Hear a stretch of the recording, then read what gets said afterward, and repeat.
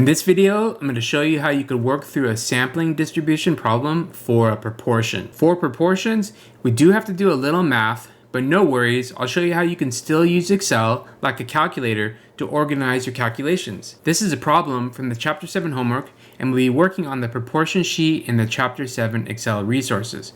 In this problem, we're given some survey data where people were asked if they had a college degree. We were told that the population of people that have a degree is 30%. First, in A, we need to find the sample proportion from the survey data. Then in B, we need to find the probability of getting a sample proportion as extreme or more extreme than the observed sample proportion. That language right there is a little tricky, but we'll talk through it to make it super simple. Okay, if you are ready, let's get started. So here's the problem, and if you click on this link in MyLab, you could download the data. So I'm going to go ahead and go over to the sheet where that data was downloaded to. Okay, here's the data, and you can see that we have 30 rows of data with just simple yeses and nos. So we want to know what is the sample proportion of the yeses in the survey. So instead of just going through this data and counting up the yeses, we're going to use an Excel formula to find that for us.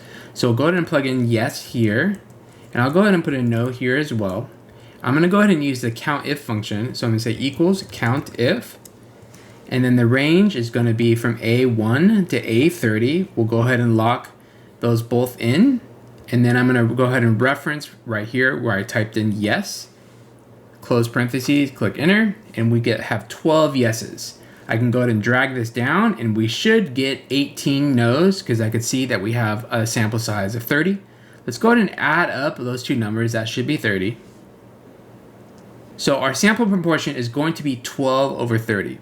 From this point forward, what I'm going to do is I'm going to use the Chapter 7 Excel resources to do all of my calculations. All right, here is the proportion sheet in the Chapter 7 Excel resources. We were told that the proportion of people that have a degree is 30%. So that is going to be our population proportion. So we'll go and type in 0.30. We saw when we calculated the number of yeses in our survey, we had 12. So we'll go and plug in 12 for our X. Our sample size was 30. So our sample proportion, or P bar, is just simply going to be X over N. So we'll type in equals X divided by N, and we get a sample proportion of 0.40 or 40%. So now we need to calculate what is the sampling error from this survey. So the sampling error is going to be P bar minus P. So we'll click here and we'll say equals P bar minus P, and we get 0.10, so our sampling error is 10%. Let's go ahead and go back to the problem. Okay, so it says, what is the probability of getting a sample proportion as extreme or more extreme than the one observed in part A? So we know that from part A, the sample proportion is 0.40, and we have a population proportion of 30%. So if the sample proportion is greater than the population proportion, then the event of interest is the probability of obtaining that sample proportion or greater. So we're basically looking for what is the probability of getting a sample of 0.4 or higher. So let's go ahead and go back to our Chapter 7 resources because we know that's what we are working with. We're working with a greater than the population proportion. Okay, so let's go ahead and calculate the standard error of the sampling distribution. Here's our formula here. We have the square root of the population proportion times 1 minus P divided by the sample size. So we're going to do this problem in Excel. So we're going to say equals, and we're going to plug in P times 1 minus P divided by the sample size. You notice how I did that first. So I kind of did the inside of the formula first, and then I'm going to wrap the square root around that. So I'm going to say square root, open parentheses, and then close parentheses here.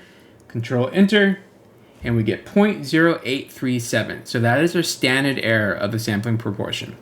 So next, the norm.s.dist function only takes in a z-value and then true for the cumulative distribution.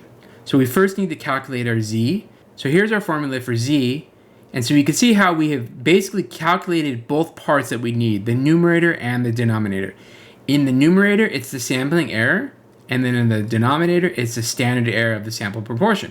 So this makes it super easy. All we got to do is say equals the sampling error divided by the standard error. And we get a z of 1.1952. So now we know from our problem, we are looking for what is the probability that our sample proportion is greater than or equal to 0.40, or restated, the probability of z being greater than or equal to 1.2.